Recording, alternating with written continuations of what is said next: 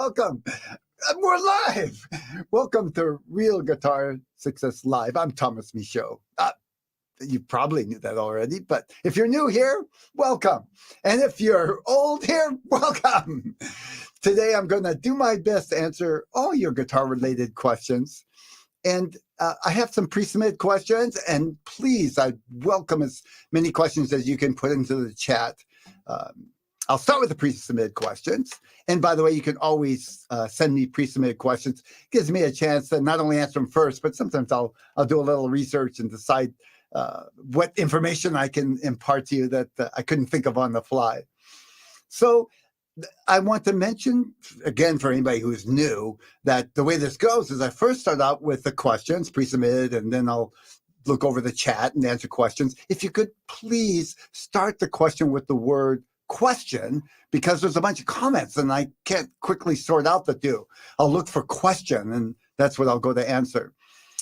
Then, and I'll remind you of this later on, then at the end, I'll go ahead and do a drawing. These are for people who are in my Real Guitar Success membership. Once a month, we do a drawing for a $50 Amazon gift card. And all you need to do is to complete each lesson each weekday for 10 minutes. What I mean is just spend 10 minutes on it. Then decide if you want to save it, bookmark it for later and come back at it, or just move on. But either way, you check it off and we enter you into the drawing at the end of the month. So I've got a hat full of people who have entered the drawing, and I look forward to doing that. Let's start out with the first question. By the way, there's some great questions here, and I'm kind of excited to get to some of these questions, things I really want to talk about. I think it'll be helpful. First one, do you have any suggestions for preparing to take an acoustic guitar on the plane? Is it okay to hand it over to the check-in counter, or should I take it on board with me? So I've traveled quite a bit with my guitar, and I have gotten to where I do not want to hand it over to the check-in counter. I mean, it's just a risk. It might get to the other end fine, and it may not. I'm not willing to take that risk, especially if I'm traveling to somewhere where I need the guitar, like a performance or something. Or if I'm going for a long ways away and I'm not going to be back for a while, I don't want to be without my guitar for that long. I will generally pack my guitar in such a way that I can put it in a backpack and put it on my back and take it on the plane and put it in the overhead. And so far, I think I've been 95% successful with that working out. I remember one time they just couldn't do it. This was going to another country. And they promised me they would put it on top of the luggage. I think it was a good airline. And it got there fine. So it can happen. Of course, the better your guitar is, the more risk that is. If I think I don't want to bother with, doing the dance with the people at the check-in counter, and it's sometimes a little bit of a dance. They're not all, but a lot of the airlines, their default is, we have to check it in, and I've been able to get around that usually. If I really think that I just don't want to hassle with that, I'll bring a beater guitar that I don't care if it gets damaged, assuming that's going to be just for practice or for playing around with. For a performance, that wouldn't work if I was going somewhere to perform. Now, it depends on the size of your guitar. That has always worked for me with that classical flamenco-shaped guitar, which is a little smaller than a full dreadnought acoustic. Going to be harder with a dreadnought acoustic because it doesn't fit as easily in the overheads. Now, this is a smaller acoustic guitar, and this would fit the same as a classical, no problem. Electrics are fairly small. They're thin and light. I think you can always, you can count on, I don't want to say always, but it's a good bet you can get that in the overhead. It's just thin and flat and long and skinny. Sometimes I've asked to put it in the coat space on an overseas flight, and so far they've been great. Singapore Airlines has always been great with that, and Thai Airlines as well. If you're going to check it in, which there is a time and place for that. I have a friend who's a traveling musician and performs all the time, and he just bit the bullet, get the language right, bit the bullet and bought this huge $900 case that protects the guitar in the luggage. He just doesn't want to bother with fussing with getting it on the plane. And so far as I know, his guitar survived that. The other thing I've seen people do is pack the guitar really well. So they'll put it in a case, put the case in a box, put packing material around the case so it doesn't move at all in the box, and then seal it up really good. And I've never done that, but my understanding is that works pretty well, putting it in the luggage and then on the plane. Maybe there's some way to, indicate it's fragile so that they're more likely to watch. We've all seen those videos of people throwing the luggage out of the plane and landing on the ground. So it scares me. That's pretty well all I can think of that. Only the other tip is if you're going to put your guitar in luggage, you need to loosen up the strings, because the difference in air pressure is going to either damage your guitar or at least bust some strings. When the strings contract, they could pull the neck of the guitar. So loosen the strings. I don't think that's such a problem if you take it on the plane with you, because there's not a big change in air pressure. Excuse me. Next question. And feel free, by the way, if you have some more questions on this topic, add them to the chat. I'll try to look over from time to time and see if I can lump it in. But again, I can't look through the chat fast enough unless you write the word question first, and I'll see that question and focus on that. Number 2, it really does have a number 2 here. Besides strings, picks, and capos, what guitar gear do you recommend for guitarists? Shulamit asked this question. Great question. Certainly strings, picks, and I always keep a capo in my case as well as in my practice space. The first thing that comes to mind that I think is really important for a guitar player is to have some kind of tempo device. A metronome is the most obvious. I actually prefer practicing to a little simple drum machine.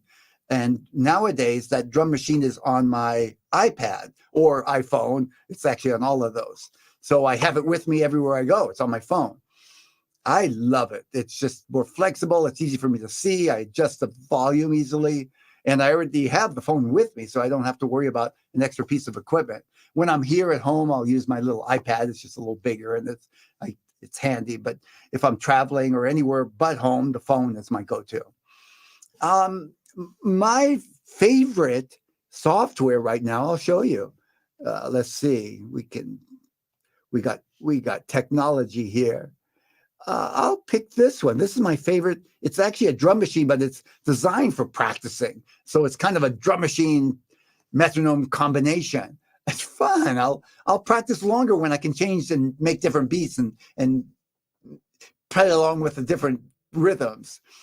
And you can make it very simple or more complex. So it can be just like a metronome. Dun, dun, dun, dun. Easy to change the speed up and down. It's free. They have a paid version. I'd rather just pay and the few bucks and get the extra features. I think if people are going to make stuff like this, I want to support them, and I want $6, $7, or whatever that. Maybe it's $8, $7.90, $6.99. Well worth it for the life I'm going to get out of this thing. And the other one I use, not as regularly since I've been using a drum machine, but I can show you this one too. Let's see. I have to stop and go to the next one. Okay, we can do that. It's just a metronome on my iPhone and iPad. And by the way, both of these are available for Android. So if you're using one of the other phones that aren't Apple, it all works. Love it. Pro metronome. Beautiful metronome. Better than any physical metronome I have, and I have a ton of physical metronomes. I still keep them around. Just if I don't have my phone handy, I'll grab whatever's close by if I want to work on something with a tempo. So I got them. There's a chord right here. To tell you the truth, I'm not crazy about this.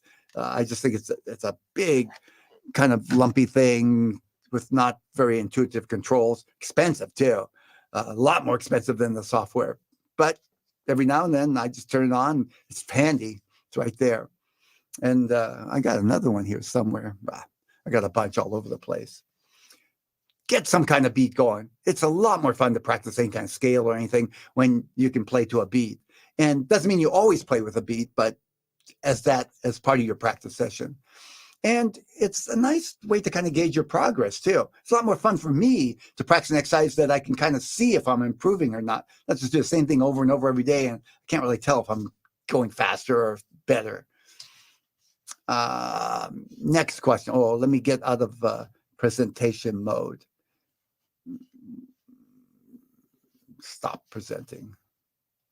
Stop. There it is. Do you have any tips on keeping the palm from muting the first string when reaching over to finger the sixth string? Yes.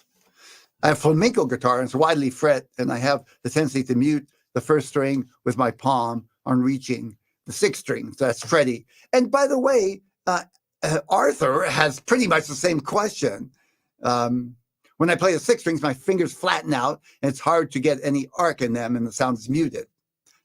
Same question, worded a little bit differently. So I'll answer them both. First of all, Arthur was kind enough to give me some photos, so I'm going to refer to that. He's showing his hand when he tries to play the sixth string here. Check that out. So he shows the first photo is stretching over to the sixth string, and I assume that his palm or part of his hand is touching the first few strings. Then he shows in the second photo down underneath that he can actually do pretty well when he plays the first few strings. And then it's the last photo is showing that sometimes he can get an arc, but he does this thumb thing. So the thumb thing's definitely not going to work. That's going to cause a lot of problems. Even if you can play some chords that way, I would just say that's not a good idea. I can see from these photos, let me make them bigger so I'll make sure I can see it bigger now. I can see when Arthur goes to hit the sixth string. And by the way, I often play a nylon string guitar. I'll grab one just to give it the full.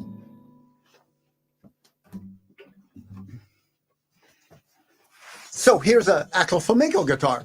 The issue is that the neck's wider, so you got more to go over. So this works for both. I can see clearly what Arthur's doing. He has his thumb up here, and then he's trying to stretch over here. That wouldn't work for me either.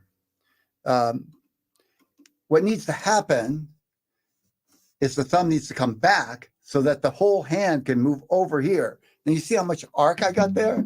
I'd have my thumb really right about here. It's not supposed to do like that. It's just the way I have the guitar there, like that. Now I can make arc. Now I can bring it back and see I'm flattening out. Now I'm making arc. Look at what I'm doing. I'm just moving my hand forward, and now I've got a ton of arc. If I go any further, it's going to buckle my knuckle. I don't want to do that. So I'm going right here. I've got plenty of arch. Aim for more the tips of your fingers as opposed to the pad tips. You got to watch out for the nails. I do anyway. My nails get long in the left hand. I just don't pay attention, and they'll occasionally hit the fretboard. Then I have to go cut them. So plenty of arch. This guitar thickness is not a problem. I could have fingers a half to 3/4 inch shorter and still have plenty of arch. It takes some fiddling. Get the thumb back, flattened out, and then move the hand forward. I'm looking at my elbow. Another way I can look at it is my elbow is coming just a little forward. It's only a 1/2 inch, 3/4 inch, but it makes a big difference in the arch. Now I can move it back. You see how it's flattening out? Now I'm touching the strings. Forward. No problem.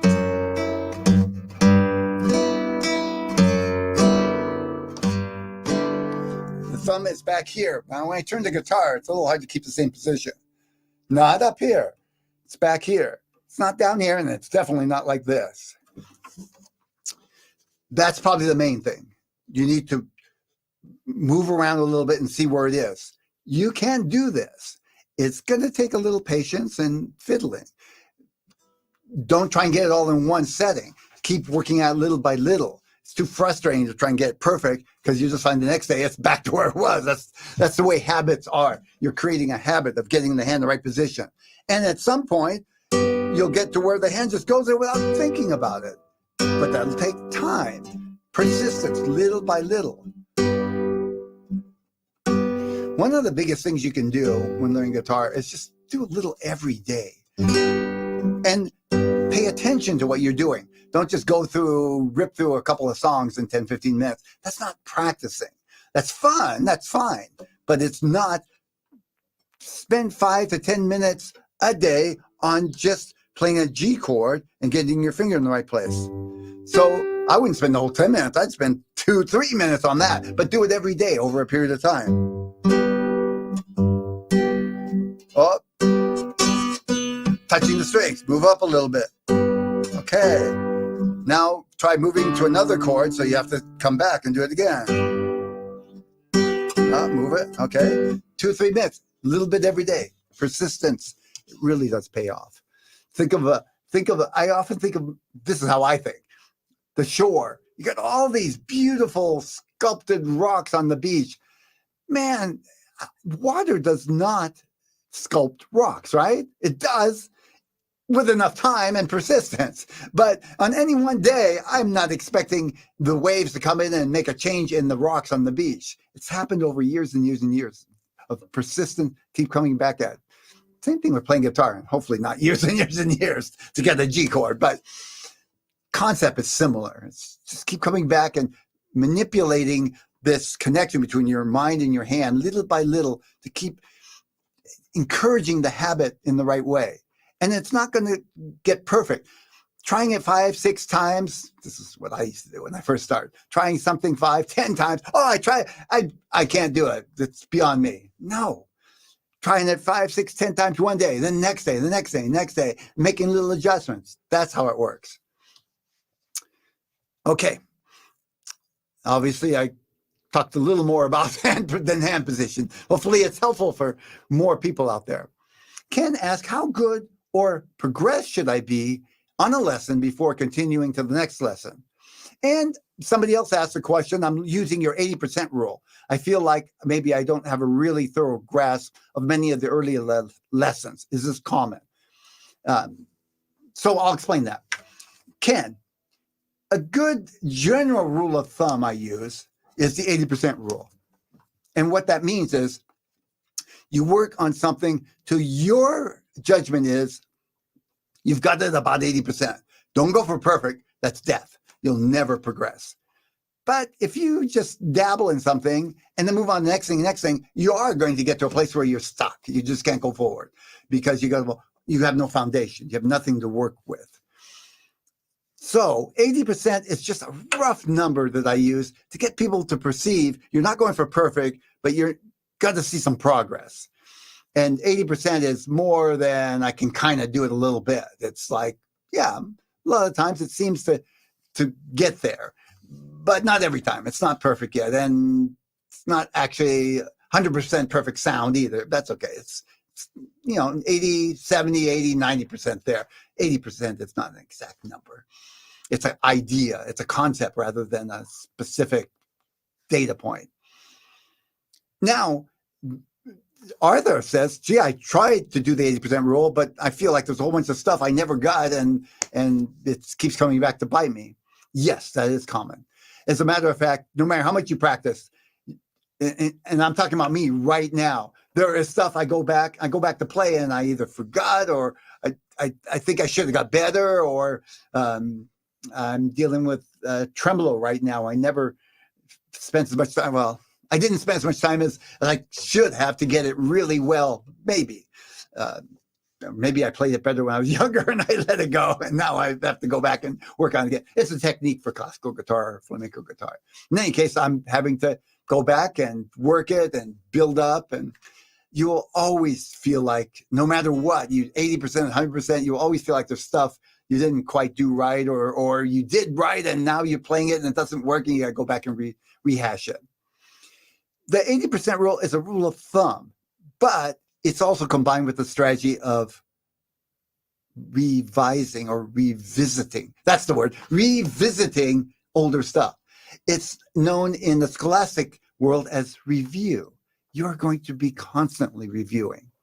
And it's not until you use the stuff on a consistent enough basis that it becomes this habit that you don't have to think about so much. So when you're first going through any series of lessons, you're learning it well enough to be able to move on to the next lesson. But that doesn't mean it's perfected by the time you get to the end of the lesson. You're going to need to use that material enough, either in the form of reviewing or performing, or, and I have another way of doing this, you're going to have to use it in a way that kind of integrates it into your mind-body connection. I won't go in details, but that's the idea, right? You think it and your fingers do it, and it does it accurately. We'll just call it a mind-body thing. Good question, because I'm sure everybody experiences this, and I know I still do. I've just come to accept that's just a part of the drill. And going back and reviewing is not a bad thing. It's kind of fun sometimes, because not only do I go back and revisit some stuff and kind of fine tune it, but I get a little encouragement and say, hey, yeah, I can do that. Yeah, when I go back and review, it comes faster, and it's kind of encouraging. Everybody should be reviewing. You can make your own schedule, but, you know, maybe every 10 lessons, go back and review, and you don't have to go through every single lesson. Go back and pick ones that you think would be a good review. When you get to the end of the course, this is what I do with most courses online. I take a lot of courses online, not just music. Most of the time, I'll go through the course one time, and then I'll go back and start doing the course again, one lesson at a time, and then spending more time on each lesson and really trying to work it.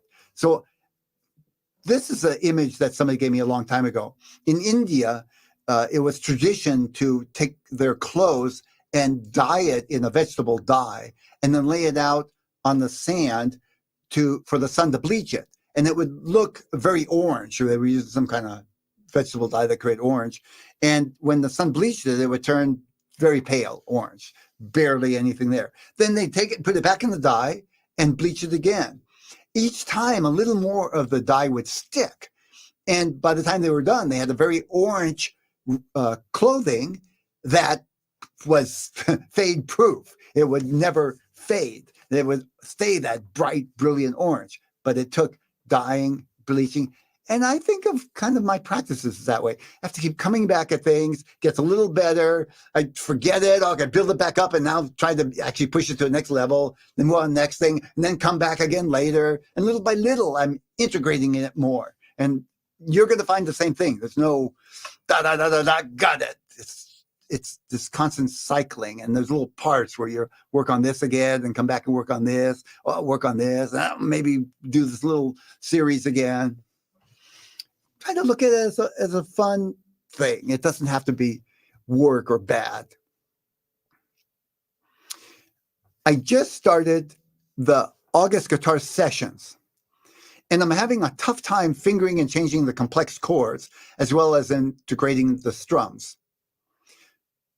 It feels over my head. What do I do? Continue and ignore the frustration, or go back to some earlier lessons? I feel like if I was better at bar chords, the new lessons would be easier. So this plays into what we just talked about. By the way, the guitar sessions are part of my Real Guitar Success membership. There's a session every day, and each weekday rather, so there's 20 in a month. And the idea is to spend 10 minutes on each session each day.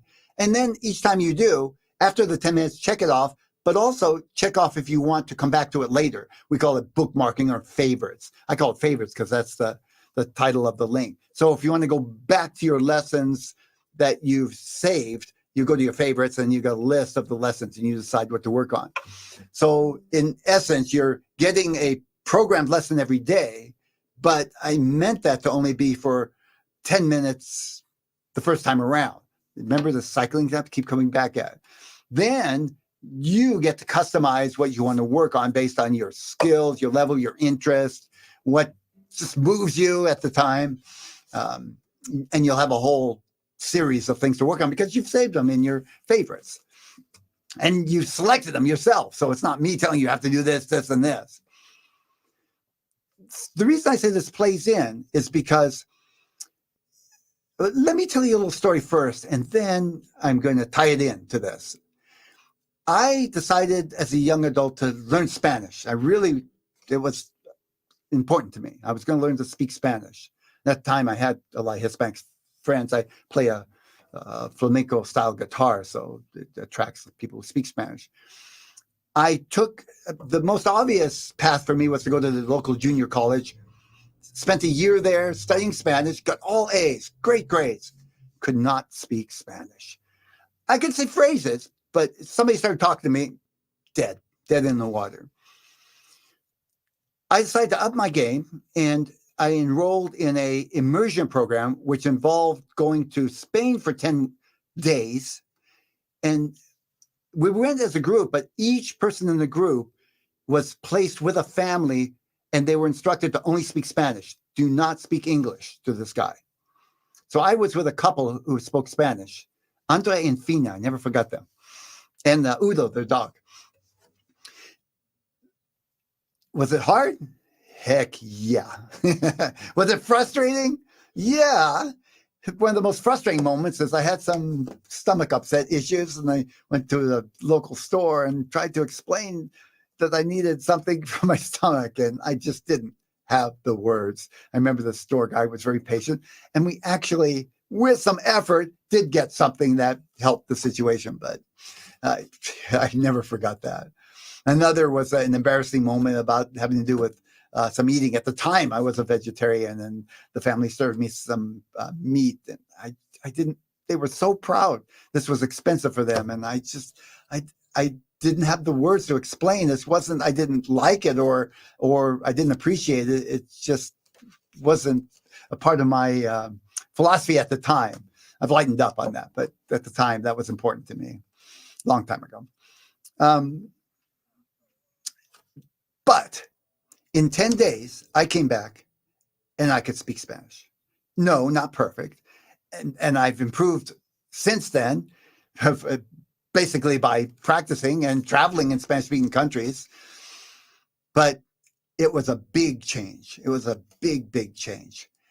It just is because instead of just going through the books and memorizing phrases, and I was actually having to use it in the situations. None of it was ever perfect, but I got to where I could get my point across and people would talk to me. And that made it so that I could keep getting better and better and better. That's what I developed these guitar sessions for. One thing you could do is go out and join a band and get embarrassed when you can't keep up with the other musicians. Well, that's a rough way to go. And of course, a lot of musicians won't play with you if you can't keep up. I developed the guitar sessions to give students who have got the basics a chance to kind of fumble and try different things and come back at them later. Now, they're not meant to get perfect. And yes, you're going to get frustrated. That's why I say your only goal is to spend 10 minutes on it, not to get it, to spend 10 minutes on it. Because in that 10 minutes, you'll get a chance to see where you're at, what you like and don't like. You can choose to come back at it later, but you don't have to. You still can check it off 10 minutes. If it's way over your head and it doesn't seem like something you're ready to work on, check it off and move on. Forget it.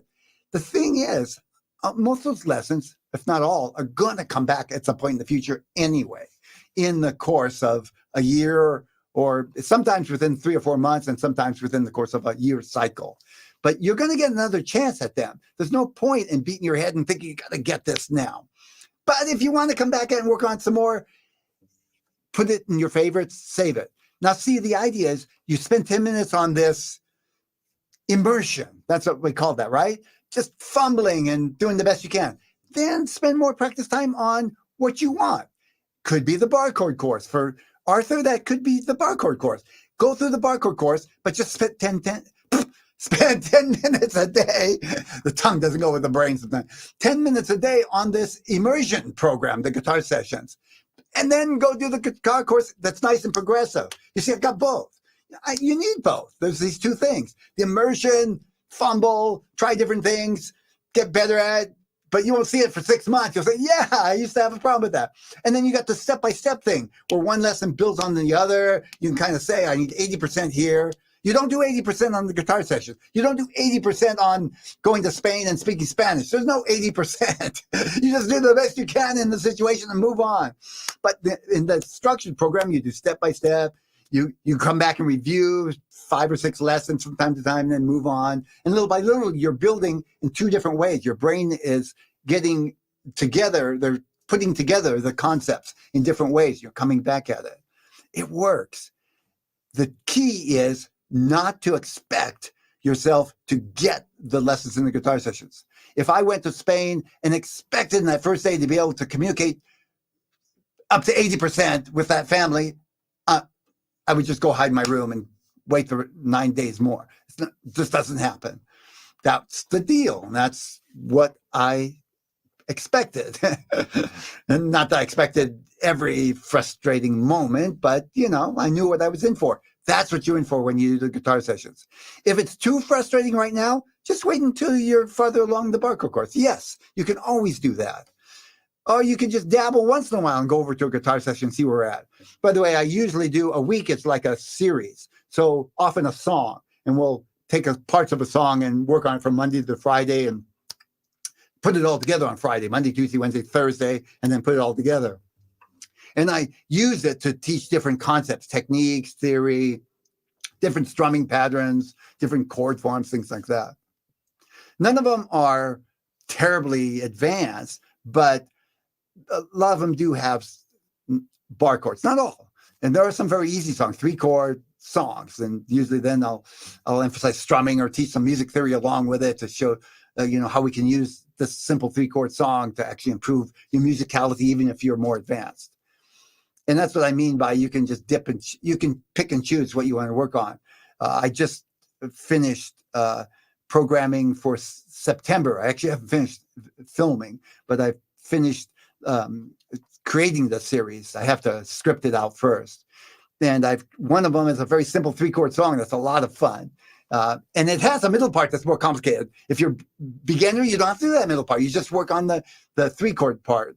And it has a cool strum that I think in a week it's reasonable to learn, even if you're in the early stages. But if not, you can there's a simpler version of the strum that you can use. And then when it comes back again in 6 months or so, you can take notes. I actually have a place to write notes in the song.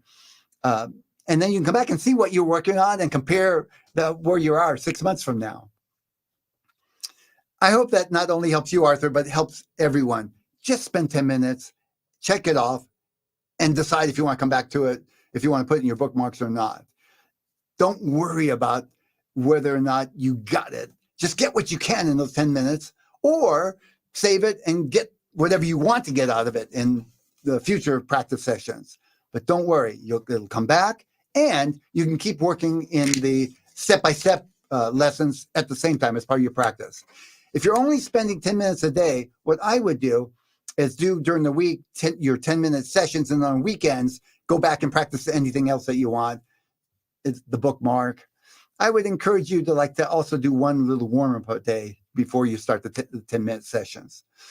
Hopefully, if you can pay 20 minutes, pay 10 minutes on the guitar sessions and 10 minutes on whatever program you're working on, either step-by-step lessons or go back and pick things out of the guitar sessions that you've saved in your favorites and work on them. Long answer, huh? Let's go on. But I answered 2 questions in that. Okay, I think I've answered. I'm just going to make sure. I think I've answered all the pre-submitted questions. Let's go over to the chat. I did. I don't see any more questions. And again, anybody who came in since we started, drop my pick. I'll find it later. Darn. You ever drop your pick? Thank God I didn't drop it in the sound hole. When you ask a question, if you could start with the word question, it really would help me out. I just can't look through all the comments and figure out which one's a question, which one's a comment. Hi, everyone. Hi, Michael. Christine, welcome. Australia. Please expand your main screen. Thanks. Oh, yes. You can barely see my face. Thank you. I appreciate that, Christine. Or rather, Michael, thank you. I don't see any more questions right now. So I'm going to go on to the drawing, and I'm going to look back and see if you thought of any questions in the meantime. So feel free to add questions either about what we've talked about or any guitar-related question. Let me put down my classical guitar. I said classical. It's actually a flamenco, but obviously they're very similar. Drawing, here we go. So again, this drawing is for people who are in my Real Guitar Success program, and they've completed those sessions just to 10 minutes. Again, don't have to actually play them right. Just spent 10 minutes, checked them off, one each weekday, 20 in total. Let's see who the winner is of the 5th gift card. Donald Schwartz, you are the winner, and everybody is a winner. If you spend 10 minutes on the sessions each day, you're a winner. This is just an extra bonus, just for fun. It helps me to be motivated if I have kind of a little tangible goal, but I don't take it too seriously. $50 gift card, nothing compared to the joy of playing guitar. Let's see, any additional questions? Nothing today. This has been a pleasure. If you think of any questions you'd like me to answer in the next session, please let me know. You can just email me, or I'll put a link in the show notes. By the way, there will be show notes coming out on Monday, and I'll put some links to the drum thing and maybe to a few more lessons that are related to what we've talked about. I do have a lesson on the plane, which probably has a few more details. So I'll put a link to that as well for people who are going to travel with their guitar. I hope you can make it next month. It's always the first Thursday of every month. If you think of any questions that you want to submit, you can also put them on the YouTube channel. I will see it. It'll take a while. I won't get to that for several days, but in any case, I'll add to the questions for next month. Thank you. Have a wonderful time playing your guitar, and hope you're patient and persistent. It will pay off. Thank you for joining me. Oh, wait. One quick question. Sorry, Ivor. Do you think learning some classical pieces is best for getting better? You know, that's a great question, because a lot of people have asked me if you should play classical guitar before you play any other style. Yes, if you want to get better at playing classical guitar, a good way to do that is, along with some exercises and scales and other things, to play some simple pieces, progressive. In other words, start simple and build up. If you want to play pop, folk, rock, no. Playing classical pieces is not the way to get better. It's a completely different technique. And it would be like, not that a little bit of it wouldn't transfer, but it'd be like trying to go across the street to the store and instead going around the block 7 times to go and then across the street. For some reason, you thought you needed to do that. No.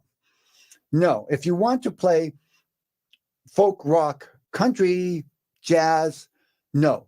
Learn chords first. Learn chords and strumming, and then scales. And if you want to improvise, definitely scales.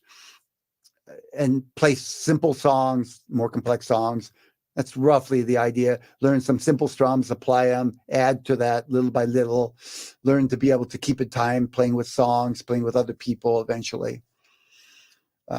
Good question.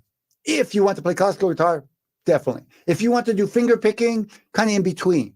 Not quite the same as classical guitar, but a lot of it transfers. A lot of the techniques in classical guitar transfer to finger style guitar, which is just playing finger style popular songs as opposed to classical music.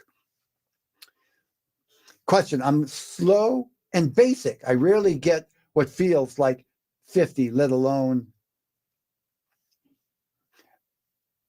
0. So rarely move on. Christine's saying, she's talking about 80%. She rarely gets 50%. Christine, the main issue is probably you're doing stuff that's too hard. If you're in Real Guitar Success, I don't know, but if you are, go back some lessons. I've got lessons that only take 1 finger. If you can only get to 50 before it takes too long or frustrated, I don't. When you say feels 50, I assume you're get frustrated and quit before you get to 80%. Because anything, if you spent long enough, you'd probably get to 80%. If it's hard enough, you're going to spend a long, long time. I used to teach, well, when I started teaching at my music school now, it wasn't my music school then, people would ask me to play often the song Stairway to Heaven, beginners. Yeah, I get it. It's a cool song and it's fun to play. And being a young teacher, I didn't know better, and I would try and teach them. The problem is it was way over their head, and most of them would get frustrated because they couldn't get it. It would probably take a year at the level they were at to work up to Stairway to Heaven. Not a good use of your time. The other problem with that is if you're doing stuff that's way over your head, you're likely to do bad habits, and those habits are hard to break. That's what they were doing with Stairway to Heaven. They were bending their fingers and tightening and tensing and doing stuff that was actually going to make it harder in the long run. So I learned over the years, just back up, say, you want to learn Stairway to Heaven? Great. We're going to do that. Let's do this, this, and this, and this first, and then we'll do Stairway to Heaven, and you'll be prepared for it, and you'll be prepared to play a lot of other songs. Christine, one way or another, you need probably to get a teacher or a program, or if you're in my program, to back up. If your teacher is teaching you stuff that you only get 50%, it might be time to get a new teacher. I can't know your situation, but let Will D 80%. Okay, maybe go for 50 first time around. Yeah, I think you're kind of asking for trouble. I still think if it takes you more than a week or two to get to 80% on what you're working on, you probably need to back up. If you're playing something for 10 minutes and say, I'm only 50%, well, you didn't spend enough time on it. That's the other issue. No, spend a week on it, 10 minutes a day. Then see if you're still only 50%, that's probably too hard right now. Back up a little bit. Good question, Christine. This is something I learned the hard way. Believe me, I was one of those rockers that wanted to play all my favorite songs right from the get-go. And a lot of times I thought, well, I'm just not made for guitar. I just can't. I spent 2 days on this and I still can't do it. I needed a teacher to tell me, no, that's not how it works. Hours a lesson? No, you're working on stuff. She says she spends hours on one thing and still only 50%. That's not where you're at. Yeah, that would be frustrating. Ouch. Glad you asked. Okay, I'm going to close up for now. Thank you again, and thanks for hanging out with me. I look forward to seeing you again soon. Bye for now.